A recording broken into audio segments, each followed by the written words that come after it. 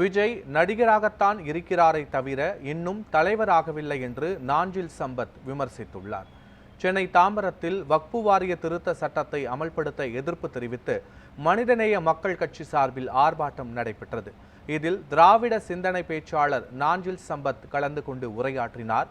அதன் பின்பு செய்தியாளர்களுக்கு ஹிந்தி எதிர்ப்பு போராட்டத்தை நடிகர் விஜய் பாராட்டியிருக்க வேண்டும் என்றும், சீமான் வீட்டு கதவில் ஒட்டப்பட்ட சம்மன் கிழிக்கப்பட்டது குற்றம்தான் என்றும் அவர் கூறினார்.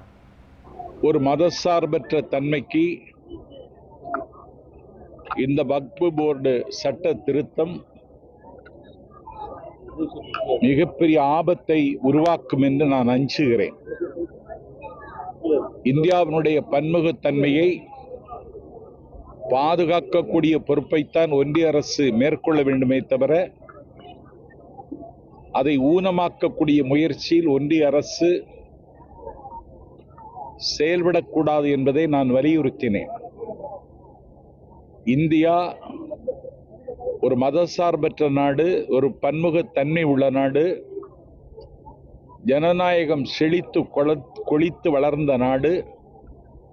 இந்த நாட்டில் இஸ்லாமிய வெறுப்பு என்று சொல்லக்கூடிய மூலதனத்தை வைத்துக்கொண்டு ஒரு குறிப்பிட்ட சமூகத்தின் மீது அறிவிக்கப்படாத போரை நடத்தி கொண்டிருக்கிறது பிஜேபி கட்சி. எங்கெல்லாம் நடக்கிறது, எப்போதெல்லாம் நடந்தது என்பதற்கான விவரங்கள் எல்லாம் என்னை போன்றவர்களிடம் இருக்கிறது. ஆகவே ஆட்சி அதிகாரம் இருக்கிறது என்கிற திமிரில், ஆணவத்தில் கோடிக்கணக்கான இஸ்லாமிய பெருமக்களினுடைய நெஞ்சில் ஒரு நிலநடுக்கத்தை உருவாக்கி இருக்கிறார்கள். இது ஆரோக்கியமல்ல.